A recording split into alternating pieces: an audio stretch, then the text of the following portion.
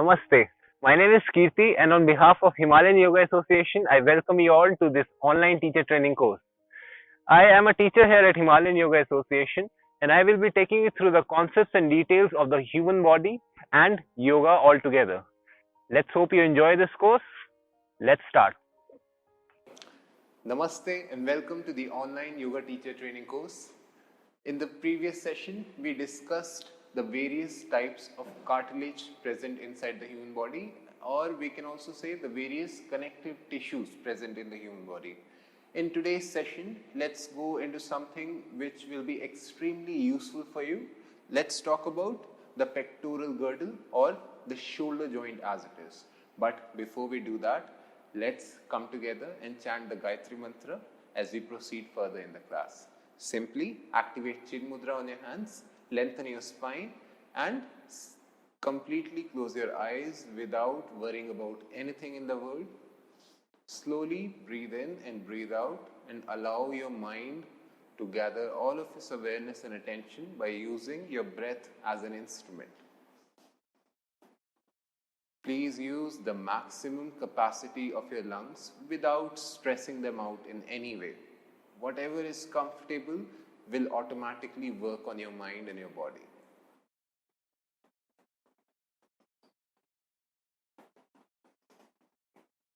Observe how the breath travels inside and outside.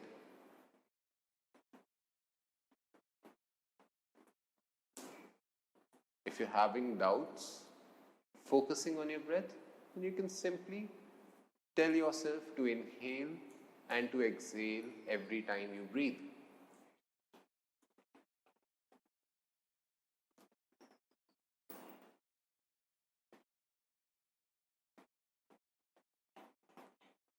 Now, as soon as you've gathered your attention, slowly bring your hands in front of your chest, Namaskara Sthiti, and join the heart center with your back of your fingertips, the thumbs as it is. And while you're here, with a lot of gratitude, with a lot of pride in your own being, let's chant the Gayatri Mantra together. If you know the mantra, you can chant it with me. Otherwise, you can always repeat it afterwards. Slowly breathe in. Om Bhur Bhuva Swaha Tat Savitur Varenyam Bhargo Devasya Dhimahi Dhiyo Yo Na Prachodayat.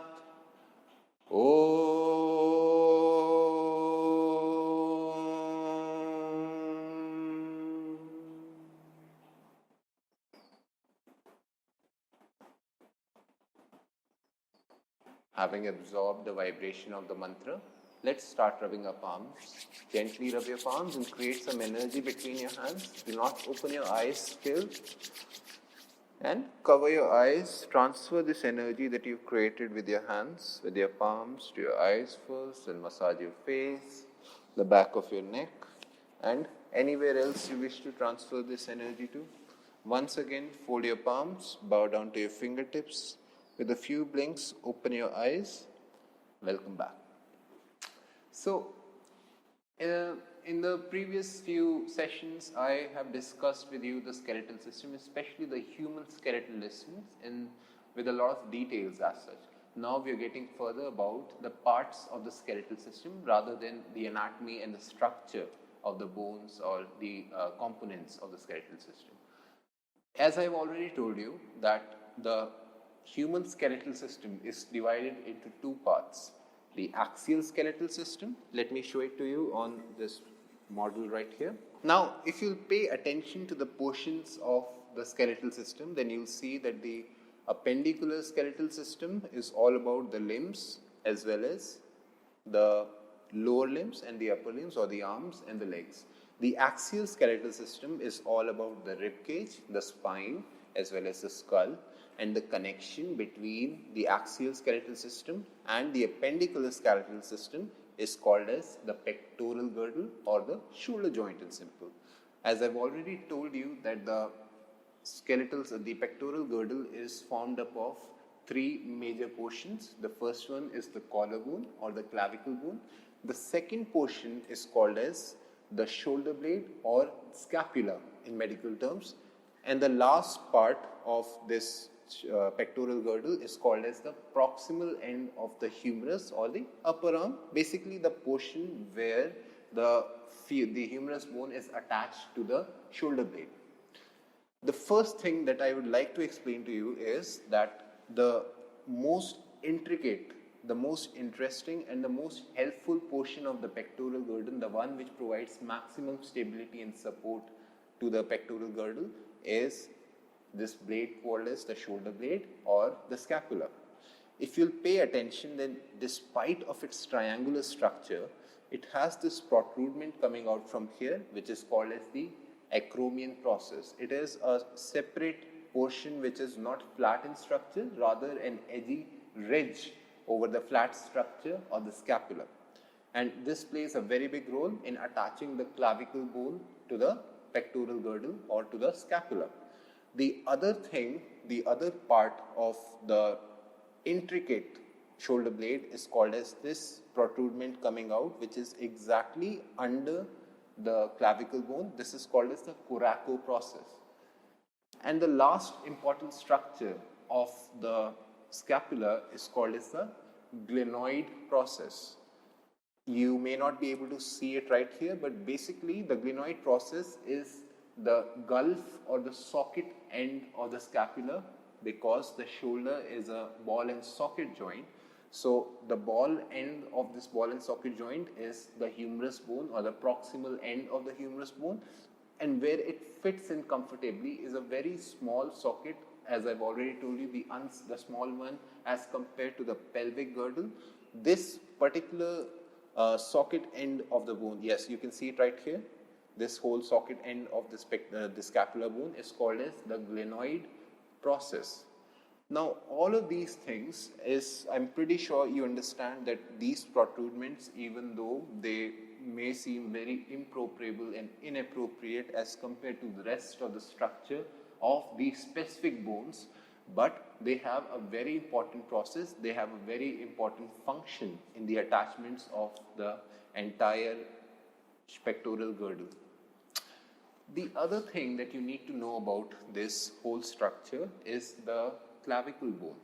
The clavicle bone is a long bone, while the scapula or the shoulder blade is a flat bone.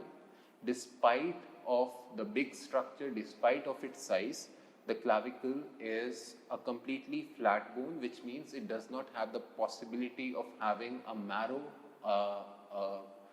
bone marrow inside of it, especially the yellow bone marrow. But it does have the compact structure, which gives it added strength, as well as the spongy structure through which it's able to absorb a lot of shocks, and the red bone marrow, which is present around and with the spongy structure of the bone. On the other hand, the clavicle bone is a completely long bone. That means it also has a hollow cavity inside of it, where the yellow cavity, the yellow bone marrow is completely placed comfortably, and it gets absorbed. On the other hand, the clavicle bone is a long bone, and if you pay attention to all the long bones in the human body, then only the clavicle bone is the bone which is lying on a horizontal plane as compared to the rest of the long bones, which are rather straight in line in the opposite direction, or vertical, if you may. So the girdles, the connection, or we can also say the bridge between the appendicular and the axial skeletal system is called as the girdles. The upper girdle in this case is called as the pectoral girdle. The clavicle bone is attached to the axial skeleton in two places. The first one is the sternum. As you can see, the sternum is the small thin breastplate which is lying and attaching all the ribs to the spinal vertebrae.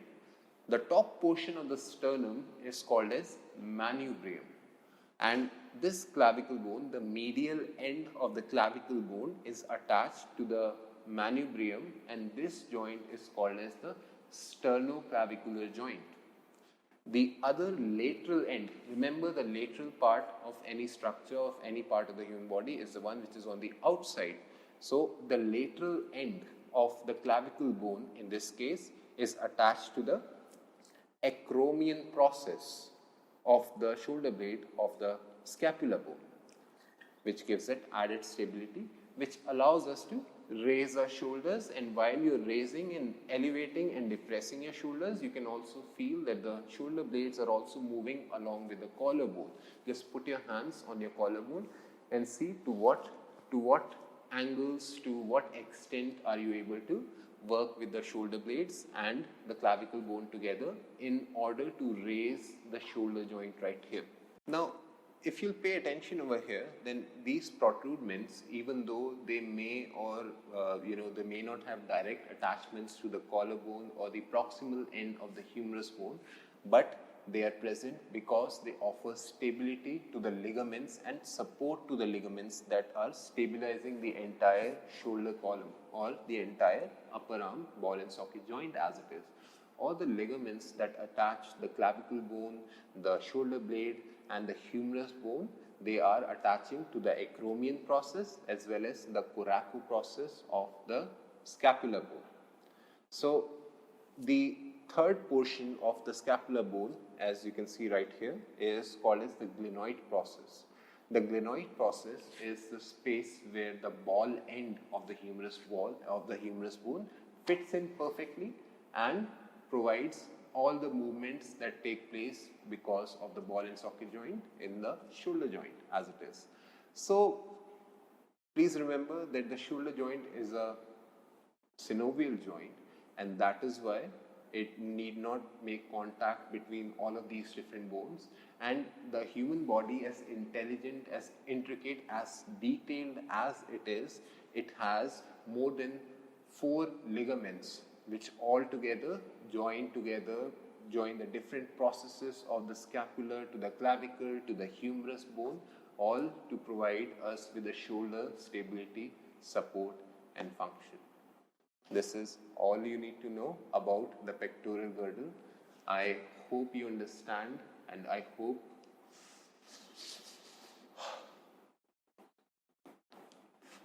now what do we do? The question rises. Now the question rises, what do we do to keep a healthy shoulder or a pectoral girdle inside the human body? What all things do you need to do in order to maintain minute or limited injuries or no injuries at all? First thing that you need to remember is that the shoulder joint is not meant to handle a lot of weight. On the other hand, the pelvic joint is meant to handle or bear a lot of weight, and that is why it has a bigger socket end to the hip bone, to the femoral bone, because of which it offers more stability but less movement. On the other hand, the purpose of the shoulder joint is to offer more movement, but it compromises on a lot of stability because of that. So if you go by yogic techniques, what do people do in order to maintain healthy joints in the human body is, the first thing, if you've attended any yoga classes, then the first thing that the yoga teacher must have asked you to do is simple shoulder rotations. These shoulder rotations are working on all of the joints inside the human body, inside the pectoral girdle. These shoulder rotations are stimulating and lubricating the clavicle bone or the collarbone, the shoulder blade, as well as all the ligaments and the synovial joint of the pectoral girdle. Apart from that, what other things can you do in order to maintain a healthy pectoral girdle?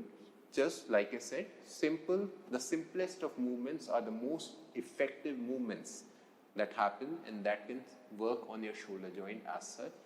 Another example would be the front and back rotations. Again, remember, these movements need not be stressful. These movements, which are also a part of the 𝐘𝐨𝐿 series, the purpose of which is to lubricate all the joints inside the human body and avoid any friction or damage within. This is everything you need to know about the pectoral girdle. I hope you found today's video informative. I will come again in the next video, hopefully. Until then, namaste.